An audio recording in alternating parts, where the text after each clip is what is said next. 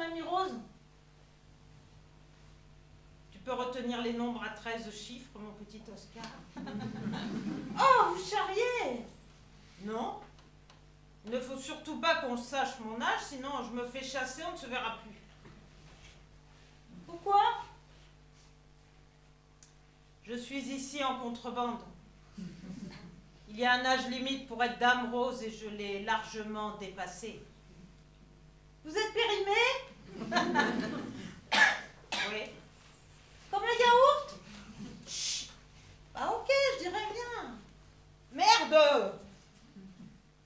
Mamie Rose, vous dites de vilains mots. Toi le môme, lâche-moi la grappe un instant, je parle comme je veux. Oh, Mamie Rose. Et bouge-toi le cul, là, on se promène, on fait pas une course d'escargot. C'était quoi votre métier? Tu vas pas me croire. Je vous jure que je vous croirai. Catcheuse. Je vous crois pas. Catcheuse. On m'avait surnommée l'étrangleuse du Languedoc. Bah il est nul votre Dieu, Mamie Rose. Aladin, il avait droit à 3 verbes, le génie de la lampe. Un vœu par jour, c'est mieux que 3 dans une vie, non? Ok, alors je peux tout lui commander, des bonbons, des jouets, une voiture. Non, Oscar, Dieu n'est pas le Père Noël. Tu ne peux lui demander que des choses de l'esprit. Exemple? Exemple du courage, de la patience, des éclaircissements. Ok, je vois. Et tu peux aussi, Oscar, lui suggérer des faveurs pour les autres. Un vœu par jour, Mamie Rose, faut pas déconner, je vais d'abord le garder pour moi. Et je voudrais te demander un éclaircissement. Est-ce que je vais guérir? Tu réponds par oui ou par non.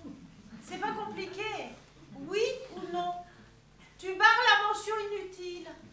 À demain. Bisous. Oscar. PS. J'ai pas ton adresse. Comment je fais? Si on l'appelle Einstein, c'est pas parce qu'il est plus intelligent que les autres, mais c'est parce qu'il a la tête qui fait le double de volume. Il paraît que c'est de l'eau à l'intérieur. Dommage. Ça aurait été de la cervelle, il aurait pu faire de grandes choses, Einstein. Évidemment, on n'a pas le droit de donner à manger à Popcorn, vu qu'il est là pour maigrir. 98 kilos à 9 ans, pour 1m10 de haut sur 1m10 de large. Le seul vêtement dans lequel il rentre tout entier, c'est un sweatshirt de polo américain. Et encore, les rayures ont le mal de mer. C'est comme ça que je me suis retrouvée dans le placard à balai où j'ai passé le reste de la matinée. Parce que tu le sais peut-être pas, Dieu, mais les placards à balai, ça s'ouvre de l'extérieur, pas de l'intérieur. Comme si on avait peur que la nuit, les balais, les seaux et les serpillères, ils se barrent. Ce sont de braves gens, Oscar, de très braves gens. Je m'en fous. Qu'est-ce qui ne va pas? Le docteur du Düsseldorf a dit à mes parents que j'allais mourir, ils se sont sauvés, je les déteste. A fait Mamie Rose. Ça me rappelle mon tournoi à Béthune contre Sarah Youplaboum, la catcheuse au corps huilé, l'anguille Dering, une acrobate qui combattait presque nue et qui te filait entre les mains quand tu voulais lui faire une prise. Elle ne combattait qu'à Béthune, où elle gagnait chaque année la Coupe de Béthune. Or, moi, je la voulais, la Coupe de Béthune. Comment vous avez fait? Des amis à moi lui ont jeté de la farine quand elle est montée sur le ring. Huile plus farine, ça faisait une belle chapelure. En 3 croix de mouvement, je l'ai envoyée au tapis, la Sarah Youplaboum. Après moi, on ne l'appelait plus l'anguille Dering, mais la morue panée. Allez-y, Mamie Rose, embrassez-moi, je ne le dirai pas aux autres. Je veux pas casser votre réputation d'ancienne catcheuse. Au réveil, Mamie Rose était là. Pendant mon petit déjeuner, elle m'a raconté son combat contre Téton Royal. Une catcheuse belge qui engloutissait 3 kilos de viande crue par jour qu'elle arrosait avec un tonneau de bière. Il paraît que ce qu'elle avait de plus fort, Téton Royal, c'était la laine. À cause de la fermentation viande-bière. Et que rien que ça envoyait ses adversaires au tapis. Pour la vaincre, Mamie Rose a dû improviser une nouvelle tactique, se mettre une cagoule, l'imprégner de lavande et se faire appeler la bourrelle de Carpentras. Le catch, elle dit toujours, ça demande aussi des muscles dans la cervelle. Elle a une maladie compliquée, la maladie bleue. Un problème de sang qui devrait aller au poumon et qui n'y va pas, et qui du coup rend toute la peau bleutée. Elle attend une opération qui la rendra rose. Moi je trouve que c'est dommage. Je la trouve très belle en bleu, Peggy Blue. Il y a plein de lumière et de silence autour d'elle. On a l'impression de rentrer dans une chapelle quand on s'approche. Est-ce que tu le lui as dit ?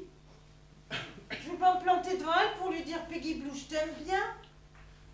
Bah si, pourquoi ne le fais-tu pas? Je sais même pas si elle sait que j'existe. Raison de plus. Vous avez vu la tête que j'ai? Faudrait qu'elle apprécie les extraterrestres et ça, j'en suis pas sûre.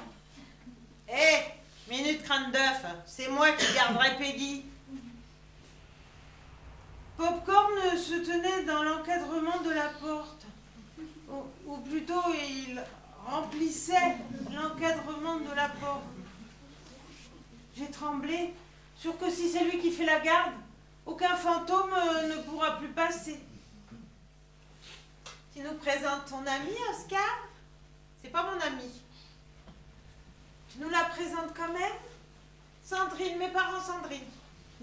Oh, je suis ravie de vous connaître, a fait la chinoise avec des airs sucrés. Je l'aurais étranglée. Est-ce que tu veux que Sandrine vienne avec nous dans ta chambre? Non, Sandrine reste ici. Depuis que je suis en permanence à l'hôpital, mes parents ont du mal avec la conversation. Alors ils m'apportent des cadeaux. Et on passe des après-midi pourris à lire les règles du jeu et les modes d'emploi. Mon père, il est intrépide avec les notistes. Même quand elles sont en turc ou en japonais, il se décourage pas, il s'accroche au chemin. Il est champion du monde du dimanche après-midi gâché.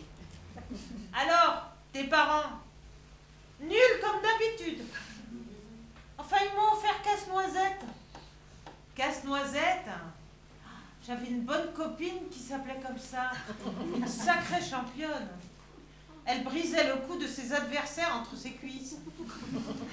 Embrasse-moi. Ça, c'est vraiment un truc de fille, le baiser. Comme un besoin chez elle. Hein. Mais Peggy, à la différence de la chinoise, elle m'a tendu sa joue. Et c'est vrai que ça m'a fait chaud à moi aussi de l'embrasser. Bonsoir, Peggy. Bonsoir, Oscar. Les portes claquaient, elle prenait les autres à témoin, elle nous traitait de petits malheureux.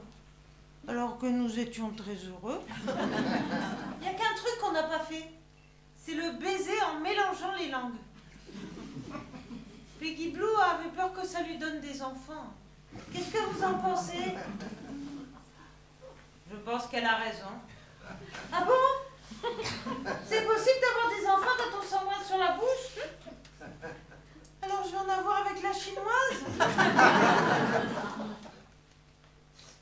Ça m'a fait un choc quand j'ai vu ta statue. Enfin, quand j'ai vu l'état dans lequel tu étais. Presque tout nu, tout maigre sur ta croix. Avec des blessures partout. Le crâne qui saigne sous les épines et la tête qui ne tenait même plus sur le cou. Ça m'a fait penser à moi. Ça m'a révolté. Moi, si j'étais Dieu comme toi, je me serais pas laissé faire. Pourquoi ton Dieu, Mamie Rose, il permet que ce soit possible des gens comme Peggy ou moi? Heureusement heureusement qu'il vous fait, mon petit Oscar. Parce que la vie serait moins belle sans vous. Vous comprenez pas? Pourquoi il permet qu'on soit malade? Ou bien il est méchant, ou bien il n'est pas bien fortiche. Oscar, la maladie, c'est comme la mort. C'est un fait, ce n'est pas une punition. Ils m'ont traité avec beaucoup de respect. Ils ont posé une chaise entre eux et j'ai pu veiller ma femme avec mes beaux-parents. C'est génial ce genre de voiture d'avoir l'automobile. Ça fait tellement de boucans qu'on a l'impression d'aller très vite. Et ça secoue autant qu'à la fête foraine. Le problème c'est que Mamie Rose, elle avait dû apprendre à conduire avec un ami cascadeur. Elle ne respectait ni les feux, ni les trottoirs, ni les ronds-points. Si bien que de temps en temps, la voiture décollait. Ça a pas mal chahuté dans la carlingue. Elle a beaucoup klaxonné. Et question vocabulaire, c'était enrichissant. Elle balançait toutes sortes de mots terribles pour insulter les ennemis qui se mettaient en travers de son chemin. Et je me suis dit encore une fois que le catch, c'était une bonne école pour la vie. J'ai dû faire un tel bond pour atteindre la sonnette que je me suis effondrée sur le paillasson. C'est là que Mamie Rose m'a trouvée. Ma maladie, ça fait partie de moi. Ils n'ont pas à se comporter différemment parce que je suis malade. Ou alors, ils ne peuvent aimer qu'un Oscar en bonne santé. Tu sais, Oscar, tu vas mourir un jour. Mais tes parents, ils vont mourir aussi. J'étais étonnée par ce qu'elle me disait. J'y avais jamais pensé. Oui, ils vont mourir aussi, tout seuls. Et avec le remords terrible de n'avoir pas pu se réconcilier avec leur seul enfant, un Oscar qu'ils adoraient. Avec Peggy Blue, on a beaucoup lu le dictionnaire médical. C'est son livre préféré. Elle est passionnée par les maladies et elle se demande lesquelles elle pourra avoir plus tard. Moi, j'ai regardé les mots qui m'intéressaient. Vie, mort, foi, Dieu. Tu me croiras si tu veux, ils n'y étaient pas. J'avais l'impression que tu me prenais par la main pour m'emmener au cœur du mystère, contempler le mystère. Merci. À demain.